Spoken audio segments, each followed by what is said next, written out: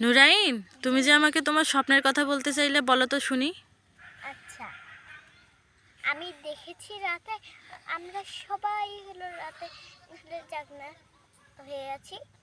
আমরা সবাই নিজের ঘরে ঘুমানোর জন্য প্রস্তুত হচ্ছি। সেই সময় দেখি একটা কিছু কালো কালো দেখা যাচ্ছে। আমার মাকে বললাম, মা ওই পর্দায় এখানে কি কালো কালো মানুষের মতো দেখা যাচ্ছে? মা বললো যে কই কিছুই তো দেখতে পাচ্ছি না। আমি তারপর বললাম, ওই যেটা মা ওখানে তো আছে, কিন্তু মা তো দেখতে পাচ্ছি না। তারপর আমি যখন ঘুমাতে যাই আমার মনে হলো কেউ আমাকে যেন গলা টিপে ধরেছে। আমি খুব ভয় পেয়ে গেলাম, মাকে ডাকতেছি, মা তো ঘুম গেছে।